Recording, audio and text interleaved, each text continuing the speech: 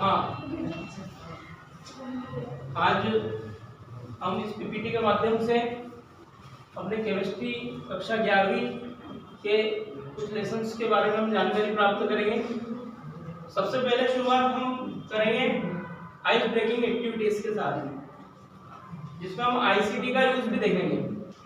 सबसे पहले आपको यहाँ पर सबसे ऊपर जो टॉपिक यहाँ लिखा हुआ है आपको दिख रहा होगा, क्या लिखा हुआ है? क्या है? कार्बन, है ना। सबसे मेन चीज क्या है? कार्बन। अभी थोड़ी देर पहले हमने उपभोग के बारे में जानकारी प्राप्त करी थी, है ना। तो उपभोग होने के बाद क्या प्राप्त होता है? ठीक है, जो तुम कचरा फेंकने जाते हो ना, तो वो कचरे में क्या रहता है? कार्बन। उपभोग होने के बाद क्या प्राप्त होता है? कार्बन प्राप्त होता है। तो कार्बन के बारे में हम जानकारी प्राप्त करेंगे। आप सभी को छोटी छोटी जानकारी मालूम है ना। अब छोटी जानकारी में देखो, जो कार्बन होता है उसका परमाणु क्रमांक होता है। क्या मैं सही कह रहा हूँ? हाँ, एक परमाणु क्रमांक के साथ साथ परमाणु द्रव्यमान भी होता है ना। और परमाणु क्रमांक तो सिर्फ 6 होता है और परमाणु भार 12 होता है। क्या ये सही बात? लॉक कर दे इसको जी। तो देखो यहाँ पर कुछ आपको पाउडर के फॉर्म में कुछ चीज दिखाई दे रही है आपको। ये पाउडर के फॉर्म में कुछ चीज दिखाई दे रही है आपको। क्या है ये? कार्बन है। पर कार्बन किस रूप में? चूर्ण के रूप में है, पाउडर के रूप में है। तो ये चूर्णित कार्बन है ना।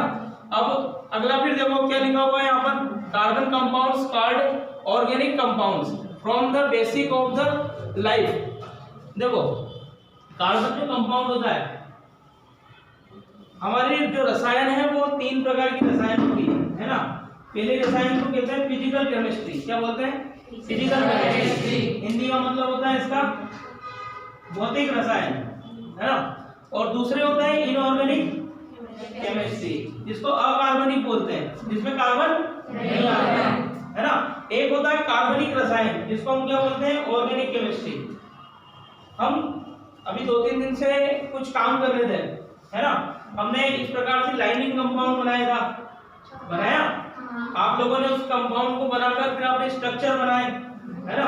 तो उसमें मेन जो फॉर्म किसका चल रहा था? मेन रोल में मेन जो हीरो था वो कौन था? कार्बन था। ठीक है, तो हम यहाँ पर किसके बारे में जानकारी प्राप्त कर रहे हैं? कार्बन के बारे में। देखो यहाँ पर कुछ लिखा हुआ है, क्या आपको दिखाई दे रहा है? कोई पढ़ सकता है इसको? नहीं पढ़ सकता है। ये क्या है? ये सब क्या है? खाने की वस्तुएं, है ना। तो इन खाने की वस्तुओं से आपको क्या मिल सकता है? कार्बन। इन सभी वस्तुओं में क्या होता है? कार्बन होता है। क्या होता है? कार्बन। तो कार्बन को कहीं ढूंढने जाने की आवश्यकता नहीं है, वो आपको हर जगह मिल जाएगा। अगर कोई वस्तु काली है तो उसमें क्या हो सकता है? कार्बन। आप लोगों ने एडवर्टाइज देखा होगा, है ना। किसका देखा? पॉन्ड्स का, है ना। एक्टिवेटेड कार्बन ऐसा आता है पॉन्ड्स की क्रीम में।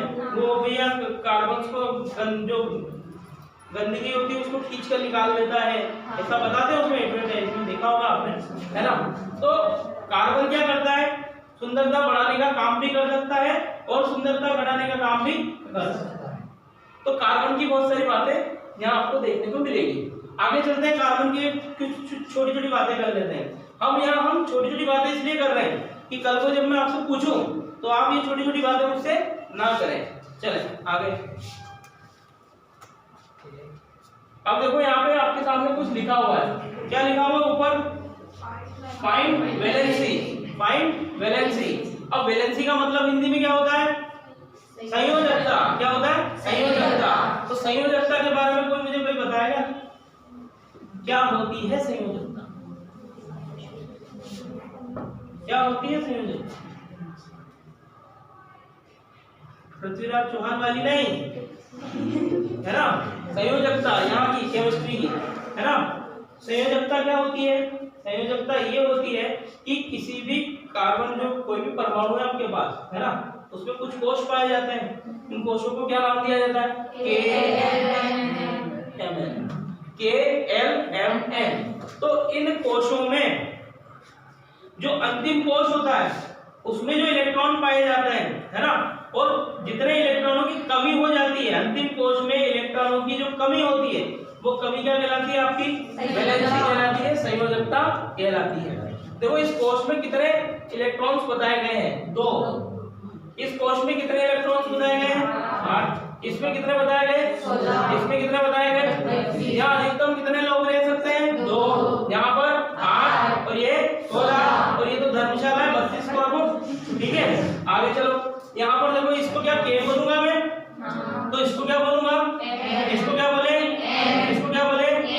क्या मैं इसको 1 2 3 4 5 बोल सकता हूँ? हाँ या ना? बोल सकते हैं। ठीक है, के बराबर कितना होता है? 1। एल बराबर कितना होता है? 2। एम बराबर कितना होता है? और एन बराबर 4। ये तो सब फैलते ही जाएगा, है ना? जितना जाओ उतना फैलते जाएगा। जितना बड़ा आपका कंपाउंड होगा, जितना बड़ा उसका रेंज होगा, उतना जना ये फैलता जाएगा। अब मैंने आगे बात करते हैं, चलो। इसके बाद कुछ लिखा हुआ है आपके लिए, पढ़ो। Formula to find valency. Valency को फाइंड करने का क्या है? फार्मूला। क्या फार्मूला देखना, देखो। आउटर शेल मतलब अंतिम कोश मोर देन 4, है ना? अंतिम कोश की बात हो रही है। वैलेंसी कैसे निकलेगी? बराबर का चिन्ह, है ना? बराबर का मतलब क्या होता है? बराबर, इधर जितना है इधर भी उतना है ना? तो ये बराबर क्या लिखा ना? 8 माइनस क्या लिखा हुआ है? Number of electron left in outer shell. क्या करना है? अंतिम कोश के जो इलेक्ट्रॉन हैं उनको किस में से घटाना है? 8 में से घटाना है। जैसे ही आप घटाओगे तो आपके सामने क्या आएगा? क्या आएगा? वैलेंसी आएगी। एक बार जोरदार तालियां हो जाओ उसके लिए। आगे चलते हैं। फिर क्या लिखा हुआ है? Outer shell less than 4। यहाँ पर लिखा हुआ वैलेंसी। एक और फार्मूला है, number of electron left in outer shell. कैसे? अंतिम कोश में जितने इलेक्ट्रॉनों की कमी, अंतिम कोश में जितने इलेक्ट्रॉनों की क्या होती है? कमी होती है, वो उसकी क्या कहलाती है? संयोजकता, है ना? अब जैसे कार्बन की बात कर रहे थे हम, कार्बन का परमाणु क्रमांक क्या होता है? 6। अगर इलेक्ट्रॉनिक विन्यास लिखो तो क्या लिखूंगा? 1s2, उसके बाद 2s2, उसके बाद 2p2। तो देखो s में अधिकतम कितने इलेक्ट्रॉन पाए जाते हैं? 2। p में अधिकतम 6। अब है कितने? 2। कितने की कमी? 4 की कमी। तो जो 4 की जो कमी है, क्या है? कमी है। वो कमी क्या कहलाई आपकी? वैलेंसी या संयोजकता। तो ये निकालने का सबसे अच्छा तरीका है, जितनी कमी उतना ठीक। आगे चलते हैं, आगे बढ़ाता हूं। देखो यहाँ पर क्या लिखा हुआ है? एलिमेंट्स, एटॉमिक नंबर और इनके इलेक्ट्रॉनिक कॉन्फ़िगरेशन बताए गए हैं। इलेक्ट्रॉनिक कॉन्फ़िगरेशन मतलब इलेक्ट्रॉनिक विन्यास 1s2 2s2 इस प्रकार से, है ना? तो यहाँ पर देखो के कोश में कितने बता रखे? 2। इसमें 8 8 8। ठीक है, यहाँ पर कुछ लिखा हुआ है। क्या लिखा हुआ है? ऑक्सीजन। इसका जो स्ट्रक्चर होता है आप सभी जानते हैं, है ना? ऑक्सीजन को क्या बोलते हैं? O। परमाणु क्रमांक कितना होता है? 8। तो परमाणु भार कितना होगा? 16 होगा। क्या मैं भार को द्रव्यमान बोल दूं? द्रव्यमान किस पद्धति में बोला जाता है और भार किस पद्धति में बोला जाता है? आवर्त सारणी आप लोगों ने देखी है, देखी है ना? एक मेंडलीव की आवर्त सारणी थी, है ना? और एक आधुनिक आवर्त सारणी थी। तो आधुनिक आवर्त सारणी यानी कि मोजले की आवर्त सारणी, मोजले की आवर्त सारणी में इलेक्ट्रॉनिक विन्यास जब लिखते हैं आप और परमाणु भार जब आप लिखते हैं तो परमाणु भार क्या बन जाता है? द्रव्यमान बन जाता है। ठीक है, इसकी परिभाषा क्या थी? आवर्त सारणी में तत्वों के भौतिक और रासायनिक गुण उनके परमाणु द्रव्यमानों के आवर्ती फलन होते हैं। और मेंडलीव की आवर्त सारणी का मतलब क्या था? तत्वों के भौतिक और रासायनिक गुण उनके परमाणु भार के क्या होते हैं? आवर्ती फलन। इस प्रकार से क्रमांक की बात करते हैं हम। ठीक है, और एक और बात बताई थी उसने, मोजले ने, क्या कि परमाणु का क्रमांक जो होता है उसको उसने ज्यादा वरीयता दी थी और मेंडलीव ने किसको वरीयता दी थी? परमाणु भार को वरीयता दी थी। ठीक है, तो इसके ऊपर हम ज्यादा आगे नहीं जाते हुए हम आगे चलते हैं। मैग्नीशियम के बारे में देखो यहाँ पर कुछ लिखा हुआ है, देखो क्या लिखा हुआ है, एलिमेंट्स। सबसे पहला प्राणी कौन है? हाइड्रोजन। हाइड्रोजन का जो सिंबल है वो क्या होता है? H। एटॉमिक नंबर कितना होगा? 8। एटॉमिक नंबर का मतलब सर परमाणु क्रमांक होता है क्या? जी। अब अगला देखो ये क्या है? हीलियम। हीलियम का मतलब He। फिर क्या लिखा हुआ है? 2। फिर ये क्या है? हीलियम। इसका मतलब क्या मैं इसको इस प्रकार से भी बोल सकता हूँ क्या? कैसे बताओ? पहला कोड बताया था तुमको मैंने, कोई बता रहा? चलो एक एक जरा बता रहा। कौन बता रहा सबसे पहले? अरे कंपटीशन चल रहा है, मैं बताएगा। कौन बताएगा? मैं बताएगा। कौन बता रहा? जल्दी जल्दी। हाँ, एलिना की रब से बढ़िया, बहुत बढ़िया। दूसरा कोई बताएगा क्या? हाँ बेटा पानी का स्कूटर बाप जी। और कोई बता रहा है क्या? तीसरा ई ब्लॉक के लिए नाना पापा असलम सब बीमारी में है ना। बाकी वो सर कौन सा हमारे पास कुका का क्रेडिटली आटा ठूस लाए। चलो आगे चलते हैं। ये क्या लिखा हुआ है?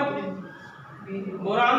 इसका क्या होता है? 5। ये क्या लिखा हुआ है? कार्बन। इसका क्या होता है? 6। ये क्या है? नाइट्रोजन। इसका क्या होता है? 7। ऑक्सीजन 8। बोलते जाओ। क्लोरीन 9। इसके बाद नियोन 10। इसके बाद सोडियम, सोडियम का 11।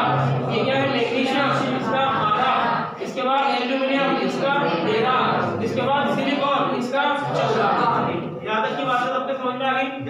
किसी को कोई दर्द नहीं? चलो आगे चलते हैं। अगला फिर क्या लिखा हुआ है? कुछ क्वेश्चन है आपके लिए, कौन बताएगा? अरे कौन बताएगा? मैं बताएगा। कौन बताएगा? मैं बताएगा। क्या लिखा हुआ है? What is the valency of aluminium? संयोजकता बतानी था एल्यूमिनियम की, संयोजकता बतानी है। परमाणु क्रमांक कितना है? 13। इलेक्ट्रॉनिक विन्यास लिखेंगे साहब। क्या लिखेंगे? इलेक्ट्रॉनिक विन्यास। मैंने लिखा 1s। s में कितने होते हैं? 2। गिनते जाना। कौन गिन रहा? सभी गिन लो। ठीक है, उसके बाद फिर क्या है? 2s। कितने होंगे? 2। कितने हो गए? 4। इसके बाद फिर कौन आएगा? 2p। कितने होंगे? 6। ठीक है, 6 पूरे हो गए। अब गिनो इसको, कितने हो गए? 6 10 और 2 12। यहाँ कितना लिखा हुआ? 13। एक और चाहिए आपको, है ना? तो अगला किसका नंबर आएगा? 3s का, 3p का। इस प्रकार से बताएंगे। तो वैलेंसी बतानी है आपको। तो p में कितने की कमी हो गई यहाँ पर? देखो 1 की कमी। अब आगे देखो अगला क्या है? What is the valency of carbon? Carbon की वैलेंसी बतानी है। अब यहाँ अपन लिखते पर देखो पहला नंबर किसका लिखा? 1s।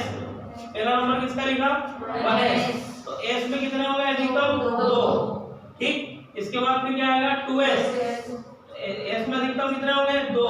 2 और 2 कितने हो गए? 4। अब आगे चलते हैं। फिर नंबर किसका आएगा? 2p, है ना? तो p में अधिकतम कितने होते हैं? 6। और अपने पास है कितने? 2 ही अपने पास। 2 बिठा दें। अब 6 की जगह थी, 2 बिठा दिए। कितने की जगह और खाली है? 4। वो जो 4 खाली है वो उसकी क्या है? वैलेंसी। तो इसकी वैलेंसी कितनी होगी? 4। आगे चलते हैं।